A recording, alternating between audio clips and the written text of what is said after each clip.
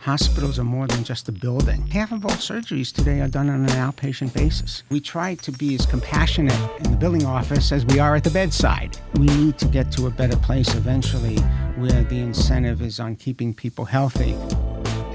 On this episode of To The Point, one of the most important and influential trade group leaders in all of Washington, Rick Pollack, the CEO and president of the American Hospital Association, joins us for a wide-ranging, insightful conversation, from pricing transparency and how AI will transform healthcare to elections, cybersecurity, and crisis communication. We discuss it all. Now, let's get to the point and the show. Welcome to The Point. We are joined by a very special guest, Rick Pollack, CEO of the American Hospital Association. Rick, thanks for joining us. Thanks for having me. Short drive from your headquarters. That's right. Just downtown D.C., and I live close by in Arlington. And you have been the CEO and president for about 9 years now. Is that right? That's right. You know, my first question is, what's your favorite part of your job?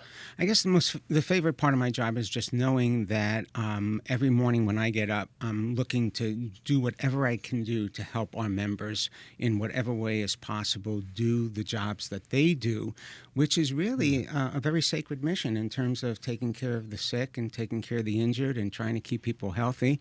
You know, hospitals are organizations that provide essential public services. They're cornerstones of their communities. They're a source of advancement in terms of science and technology. So the best part of my job is just knowing I'm there to help them in whatever way I can. If there are two other things that I find really neat about my job, it's number one, it's the ability to coach and mentor young people. That's really important in any organization and for any field. And, you know, for so many years prior to becoming CEO, I was a lobbyist in different forms. For 24 years, I was executive vice president for our advocacy operation. And while I'm not technically a lobbyist today, I, of course, lobby. But part of lobbying is really being a teacher or an educator about the issues. Yeah. And I enjoy that part of it in simply educating people about the public policy issues that we're dealing with. That's so good. You know, I think about healthcare, and I think about it a lot because I've had 2 liver transplants. You know, right. we've talked about that. And good outcomes. Yeah, and I worked in the provider segment for about 10 years on the commercial side, even internationally. Mm-hmm.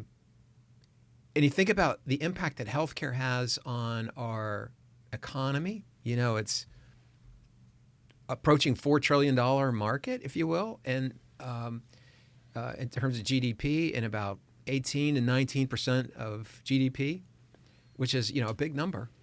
But everybody touches it. You know, in my case, it was early in life, but everybody's going to touch healthcare. When you think about your work, tell us about the mission and purpose, if you will, of the American Hospital Association.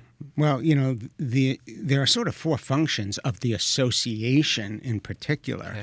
You know, one, of course, is advocacy and representation, and I use those words in the broadest sense because, given that, we're regulated as a field so significantly, we have to deal with the Congress, we have to deal with the regulatory agencies, we have to deal with the media, we have to deal with right. academics and think tanks. So, there's an advocacy component of what we do.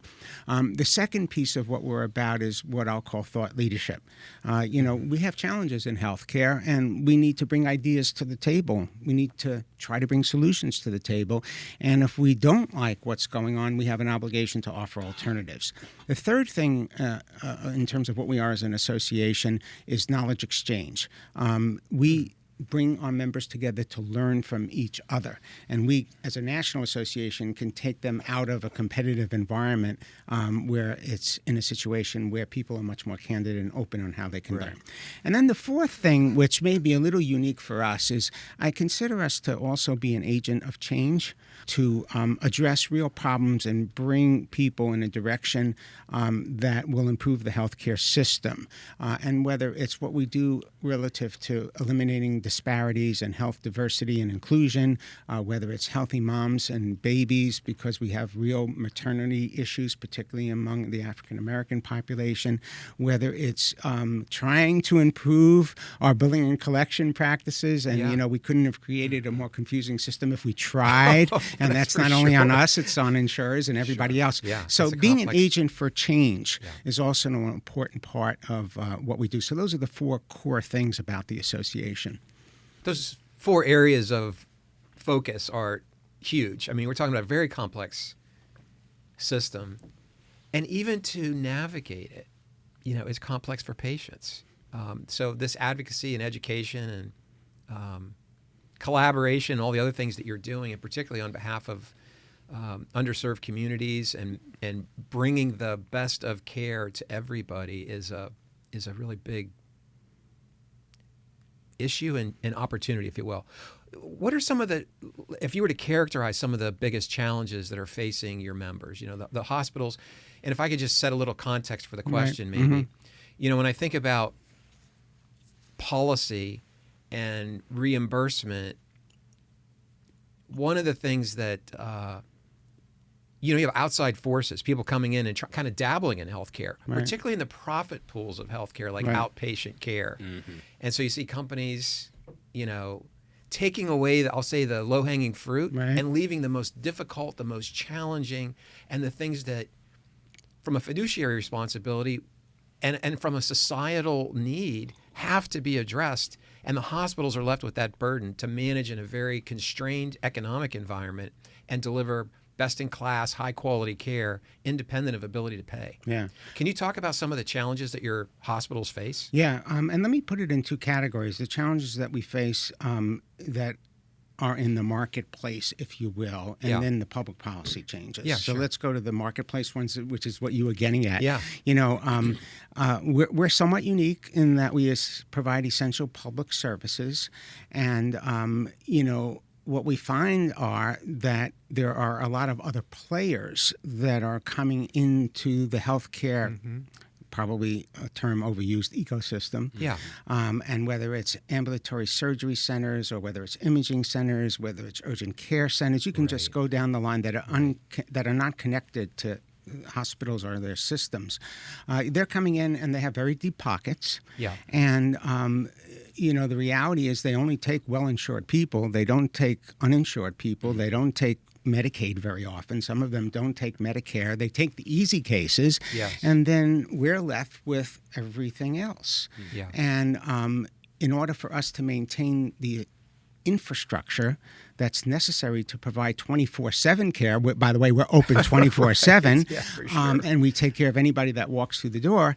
That isn't what I would call a level playing field.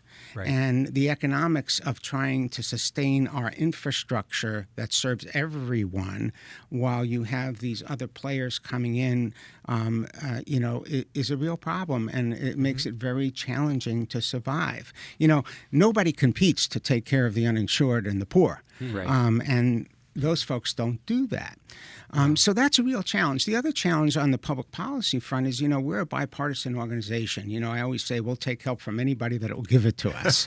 And in a polarized political environment that we find ourselves in, navigating through that to deal with the issues that we have to deal with is often very challenging. The other issue has to do with the environment around how health policy is made and the fact that everything is budget driven. Yeah. People do things not because it's necessarily the right policy solution, but because there's a negative sign next to it and it saves money. And sometimes you can do things that aren't very thoughtful if that's your focus and that's Right. what you're totally driven by. You mentioned being bipartisan. How are you thinking about the upcoming election? I mean, you have a lot of members, a lot of hospitals that I'm sure look to you as the CEO in D.C. to say, how should we be thinking about this? Who should we be voting for? How do you navigate that? Well, it's a great question. First of all, at the presidential level, we don't get involved in a partisan way. We seek to be a resource to any candidate that's out there, so we don't take sides there. When it comes to the congressional races, we have a large political action committee, and we do get involved in those races to support people that have been sympathetic to our concerns and have been champions on our behalf and are close to our members. So that's where we do get involved. But ultimately, when it comes to trying to carry an issue, we try to do it in a very bipartisan way, and I can give you all sorts of examples.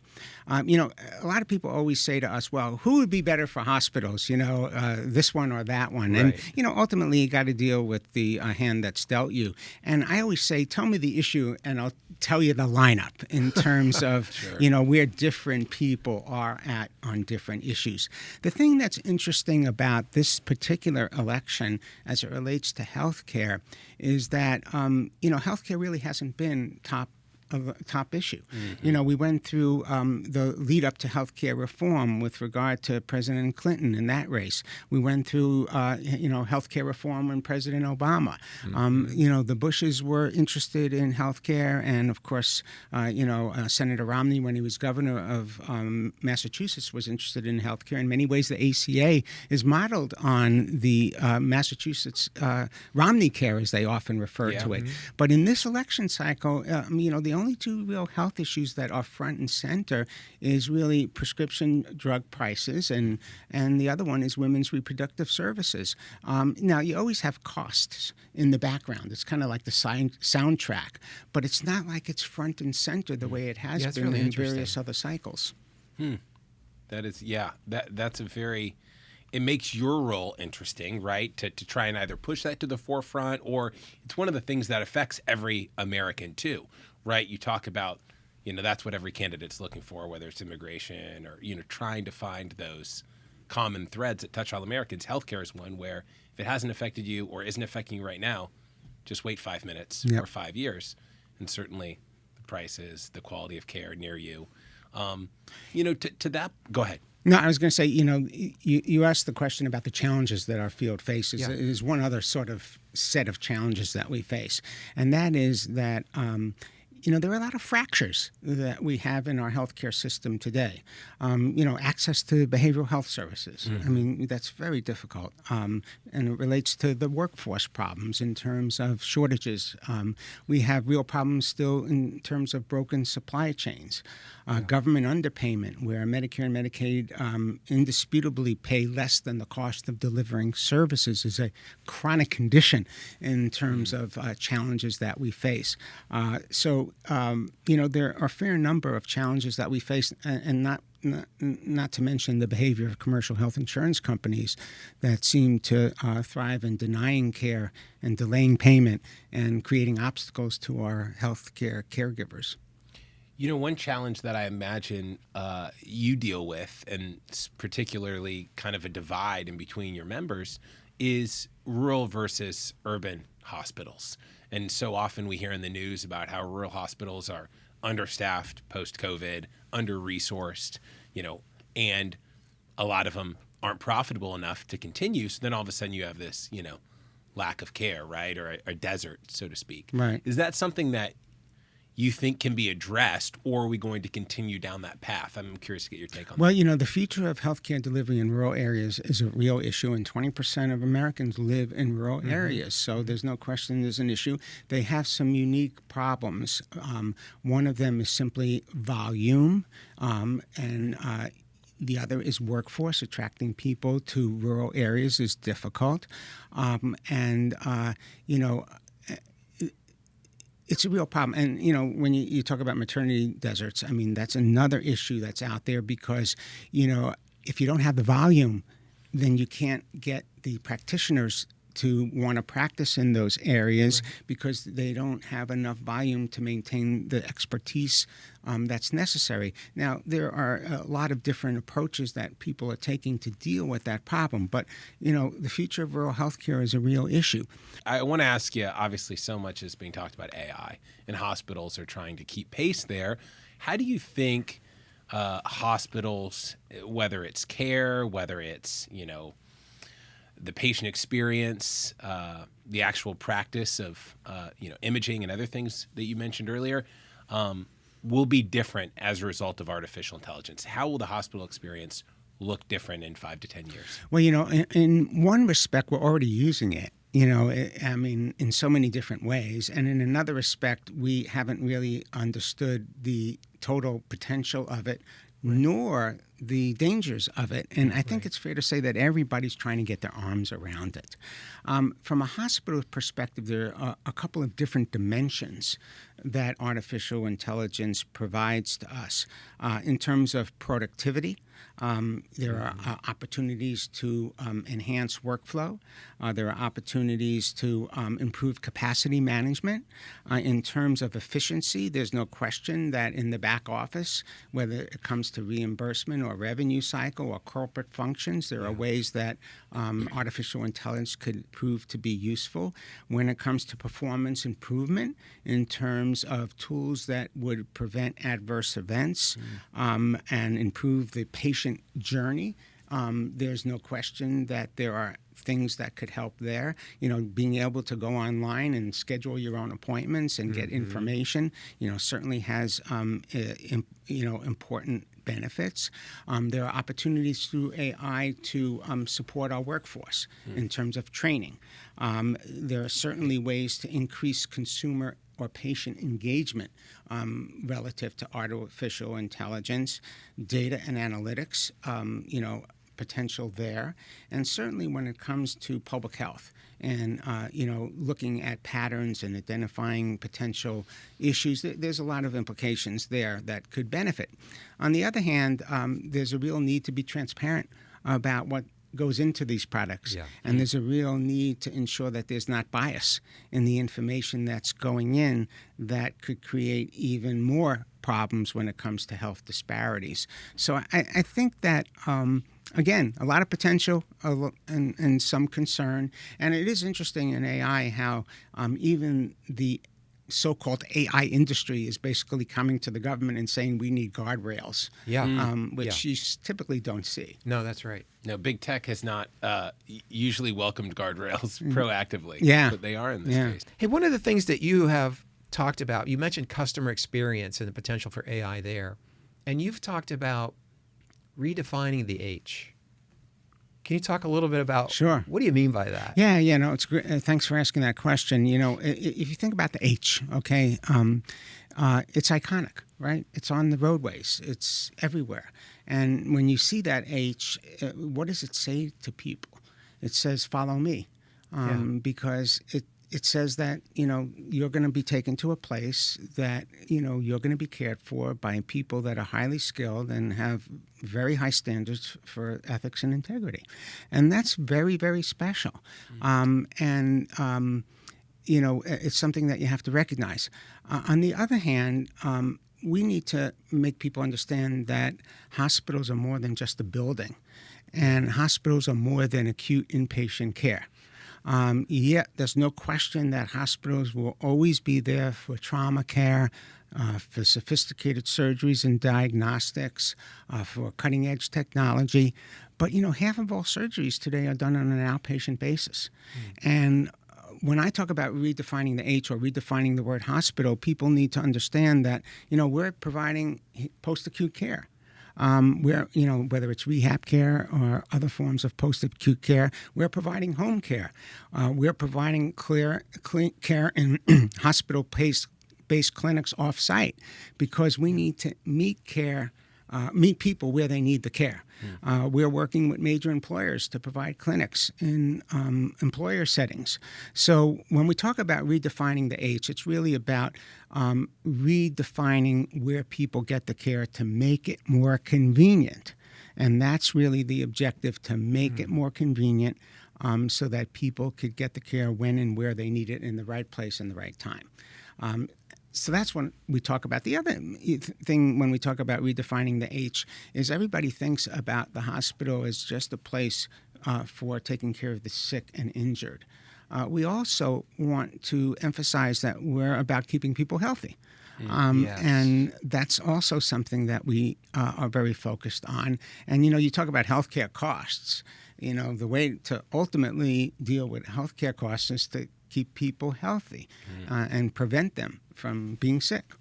Right. And there's so much research these days about preventative care, right? How do we get ahead of, the conditions that plague most Americans, right? Whether it's heart disease, cancer, Alzheimer's and dementia. And obviously there's, a lot being done to come up with a a pill or, a treatment for that. But so much of it, I guess, how do you think about is the cliches of diet and exercise, but doing the things that keep you from showing up at the hospital one day?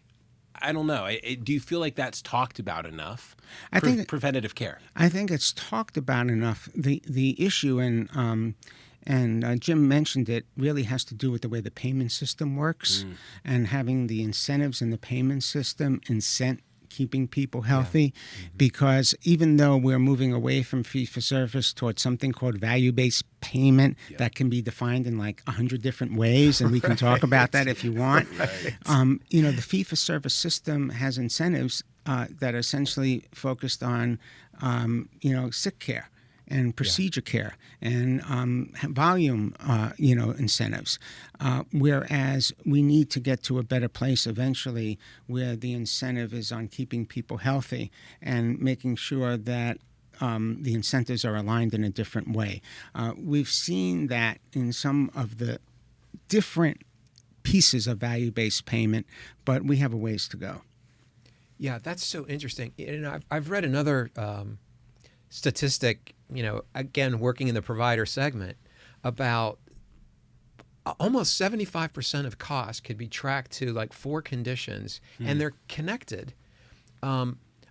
Obesity, cancer, cardiac, and diabetes. Right. And you could see how those things could be related. And if it was possible to intervene and keep people healthier, there would be so much, like you say, that would be a place where you could have huge impact in terms of not only health and life, but cost as well. Yeah. And, there's another number that is really very interesting, and it says that, 20% of healthcare is driven by, the clinical component, but 80% is driven by what we call the social drivers of health. Yeah. And it gets at what you're saying at, are you employed? What's the nutrition? What's the level of education? Is your community safe? All these things. Now, hospitals can't solve all of these problems along with world hunger, especially when everything ends up on our ED door. Yeah, that's right. But we need to work with other people as partners in addressing some of these things and recognizing that there are a lot of outside factors that affect the health of human beings. Yeah, that's a great point. And in fact, I don't know that it's fully appreciated, but as you mentioned early in our conversation about caring for the underserved communities, and even those that are uninsured, there's a high. It's not that they're denied care. In fact, when they come in, folks tend to come in when they're in need into the emergency department, Right. which is probably the most expensive place to be delivering care because you have to go sort through and find things out, lots of testing to get. But that care is being provided as needed, without a filter. And I think it's kind of one of the beautiful things about hospitals in the United States and their ability to take care of all of us. Yeah, but it's a sad commentary on our system when we don't have universal coverage. And, as good as the ACA was, and we support it and we defend it, and, we still are not there yet. I mean, we still have pretty big gaps that are out there. Yeah. And the ED really shouldn't be the family doctor to people. Right. But it ultimately becomes that because it's a last resort for many people. Yeah. And going back to those social determinants, another statistic with our military, and I've done quite a bit of work with defense and military health and of course, the VA. It's something like only 25% of our population in the 18 to 25 demographic is actually eligible to be considered to support the military because of some of the health consequences of obesity and other things that kind of take you out of consideration. And so the cost to us, not only in terms of economic, but in terms of our security and even the health of those individuals over a lifetime. It feels like there's more that could be done that shouldn't fall at the doorstep of the emergency department that we might be able to do as a society as we think about, care reform and things like that. There's a lot more that we could be doing, and probably some consideration should be placed there. Mm-hmm. Rick, I want to ask you about, you mentioned billing practices, right? And how, you couldn't, I think your phrase was, we couldn't have come up with a more complicated system. And we meaning everybody in healthcare, not just us. Yeah. No, not the hospital. system itself. The system itself. And I think when most Americans think about healthcare, right, a common refrain is, you go to the hospital, let's say for an emergency, and you have no idea what your bill is going to be. But the assumption is it's going to be exorbitant, right? It's going to be too high. I could be in crippling medical debt after. And why isn't it easier? Why isn't there pricing transparency? And then you hear the stories of pushback on a bill and all of a sudden it gets cut in half. And there's just a lot of, frustration and confusion around that. How do you think that gets solved? What's being done right now to try and either simplify billing, make it more transparent, that most Americans probably don't realize is going on behind the scenes? Yeah, there's a lot of effort to create patient-friendly billing mechanisms, and we work really closely with the Healthcare Financial Management Association, and we've done all sorts of reports and provided all sorts of tools as to how people can simplify it. Having said that, it's complicated when you have a fragmented system and, you get the bills from the hospital, you get the bills from the doctors, you get, all these different bills coming together. And it goes back to the fee-for-service system where none of this is consolidated, in certain organizations, where you're on a fixed payment basis, you don't have all of these different arrangements. Right. So it is an ongoing, problem, no question about it. Behind it all, I think it's important to remember a couple of things. First is that healthcare is expensive. I don't know if you've ever had the opportunity to scrub in and watch a surgical procedure. The expertise that is around that table is unbelievable. The technology involved in a surgical procedure is pretty significant. So healthcare is, it is expensive, okay? That's one thing. The second thing is that when it comes to out-of-pocket expenses, that's the thing that we really have to watch for because that's where people that have skinny health plans, that have high deductible health plans, in some cases, if they have health savings accounts or health resource accounts, that's where they get zonked for higher out-pocket expenses that they may have never expected. And that's something that, definitely needs to be addressed. For people of limited means, we have billing and collection guidelines that our hospitals largely abide by, and they have their own financial assistance policies. So we try to be as compassionate, in the billing office as we are at the bedside. We take that responsibility and obligation very seriously. Now, when it comes to transparency and pricing, the reality, and I look at this from a patient perspective myself, I don't know that transparency in what the negotiated rate is between the provider and the insurance company is the issue. I want to know what my out-of-pocket exposure is. That's right. Okay, that's what I want to know, and I'm saying that as a patient, right? And that's not where the focus has been. It's been on provide the list of prices that you charge so that people could see it. Now, I don't know about you, but if I'm in the back of an ambulance, I don't know that I'm going to be shopping around for what the best price is. And, I think that for many people, if they're going into a hospital, the advice that they're going to get is probably based upon their physician's recommendation or a neighbor's recommendation or a nurse's recommendation. So this whole business about pricing, while the issue of transparency and prices is almost, it's out there and it's kind of, we're all complying with the law, I don't know that it really is getting to where people are have the information that they really need. The other thing to keep in mind, this is a very important point, half of the revenue of a hospital is Medicare and Medicaid, okay? For some places, it's more than that. It's like 75%. There's no price.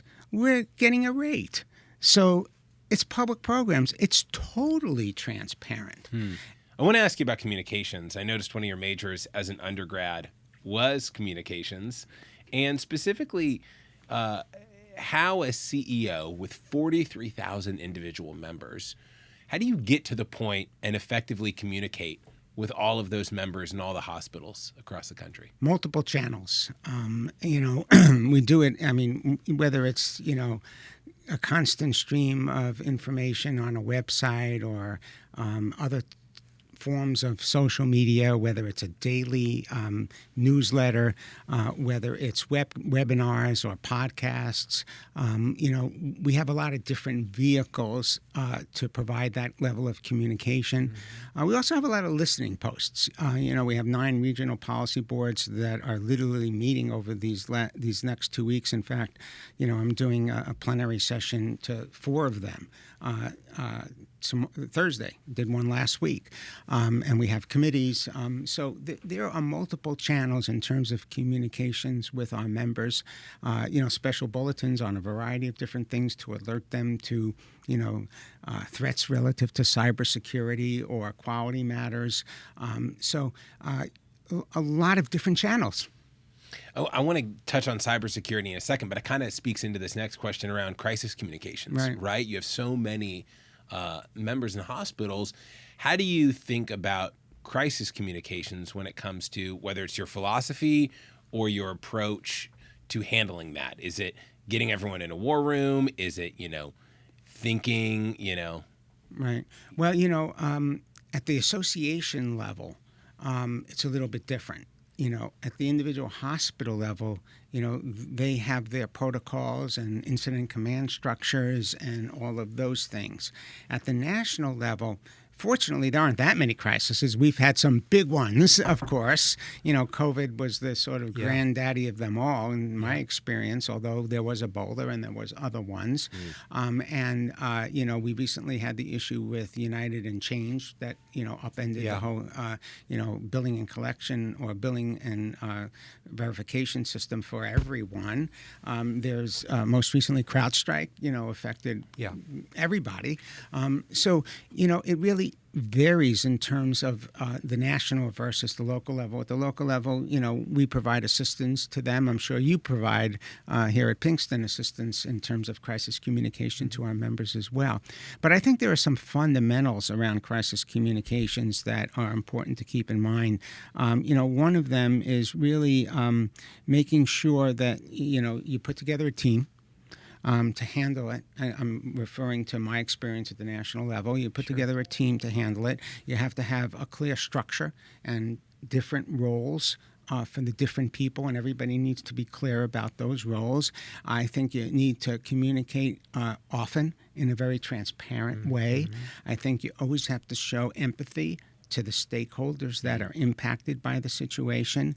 You have to be agile and adaptable because things are going to constantly change. And you always have to have some sort of, after-action analysis to learn from the experience. But I think that the mistakes that I've seen people made is when you delay a response, when you're not empathetic to the people that are impacted, when you have inconsistent messages, when you're not transparent, when you neglect social media in this day and age. You got to, make sure you're operating on all of the different channels. And if you're going to make a commitment, you better darn follow up on it in terms of fixing something or addressing an issue. And I want to say this respectfully. You can't over-rely on legal advice, okay? You have to stay in the right boundaries, but you also have to, if you listen to the lawyers on everything, you'll never be able to say anything. That's so true. I mean, Jim, we talk about that. It's like the tension between legal and communications, right? Because legal would say, well, there's a chance that, they're always thinking about, depositions and jumping straight to the courtroom, but sometimes that's at odds with communicating quickly, being transparent, and ensuring that people understand, empathy sometimes doesn't mean culpability, right? So you can be empathetic without admitting, fault. Right. So I think that's really important. And you're right, social media is unforgiving, and people will, in the past maybe it was, if we promise something at a press conference, going back to the 90s or the 80s, right? People will forget about it, right? And the news cycle will move on. Well, now there are receipts, as they say, online. So if, you can really quickly find that tweet from, 2 years ago that says, in the next 2 years, we're going to do X, Y, and Z, and they'll call you on it. I say they, meaning people who are impacted. So, yeah, and you lose credibility that way. Earlier, we talked about the workforce and, the impact, so much of healthcare depends on it. You talked about 50% of the cost and so on. But there's more to the story around workforce. Maybe you can shed some light on that. Yeah, coming out of COVID, we saw a lot of people leave the professions because they simply got burnt out from that whole experience. And then you have the demographics as well that contribute to the shortage problem. We have a real, shortage issue. And that's why we have to do everything possible to support our teams. We call it caring for the caregiver. And that's one piece of it. We have to use data and technology to support the workforce. There are a lot of older nurses that retire, but they're still very capable. There's a lot of wisdom there. Yeah. And having them beam in to provide more junior nurses with on-time help through technology as a piece of advice and a piece of remote monitoring, a lot of very important things could be done in that way. Building the team, increasing the pipeline, trying to attract young people to have healthcare careers, that's a part of solving the workforce problem. The public policy is also important, but, the reality is it doesn't happen overnight. We need more doctors, we need more nurses, we need more allied health professionals. You can't create them overnight, but we do need to provide support for them. I want to ask you some personal questions, Rick. What's your favorite city in America? Won't go the world. Hands down, New York City. Okay, why? It's my hometown. There you go. New York City. I'm from Yankees Brooklyn. or Mets? Mets and Jets growing up. Okay. But I got to tell you, New York City. I'm from Brooklyn, and I've been back and forth for the last 40 years since I've been down here. And it just has the best of everything. Now, it has some negatives too, but if you stick to the best of everything, it's just a wonderful place, and I enjoy visiting there all the time. And I still have a lot of family and friends there. Yeah, there's an energy in New York that is unmatched. You have a high-stress job. What do you do to unwind? You got hobbies? When you're decompressing, so to speak, what does that look like? I find that exercise, whether it's aerobic or weights, is a way for me to unwind. It's a way for me not to think about other things or to think about them and come up with ideas. But, to me, the physical part of exercise is really important, and I try to stick with that as much as possible. I try to golf, but I stink at it because I just don't have enough time to do it on a regular basis. Yeah. I think I fall into that same category. Maybe kindred spirits around, Yeah. If I gave you the ability to send a push alert to every American's phone, what sentence or two would you put on that push alert? I would say, thank your favorite healthcare caregiver for what they do in serving patients and communities, and give them a pat on the back. What question do you wake up every morning thinking about? What I can do to help get my grandchildren out of the house that seem to be living with us. I think before we got on here, we talked about how my daughter and my kids have been living with us because my son-in-law is in the military and has been deployed. So it's a little havoc. So the first thing I think about is what do we have to do to get them to school in the morning, all three of them. The other thing I think about is, what can I do today that will help my members in them doing very important jobs at the local level in their own community.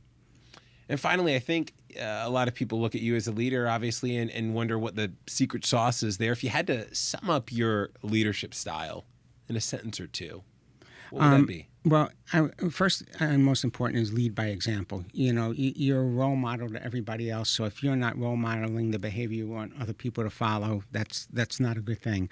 The other thing I find is you have to invest people in creating ideas so that they feel a part of it. If you bring them into the process, they'll be invested in it. And then if there's a fourth thing I try to tell a lot of people is that you have to lead people to the right decision. If you have to invoke your authority to get something done, and believe me, sometimes you do, but if you have to, you may have already lost the battle because it's all about persuading people in terms of the right direction. I love that. Yeah, that's wise. Maybe your lobbying background there, a little bit with having persuasion, I'm sure comes naturally to you, and you're well versed in it. Well, Rick, thank you for coming in today and taking the time out of your busy schedule to be a part of, To the Point. We appreciate it, and we'll be rooting for you here at Pinkston. Yeah, we appreciate the work you do. Thanks for coming on. Thank you for having me. I enjoyed it. If you like the episode, like, follow, subscribe, share, give it 5 stars, all that good stuff. Now, I'll get to the point and let you get back to your day. We'll see you next episode.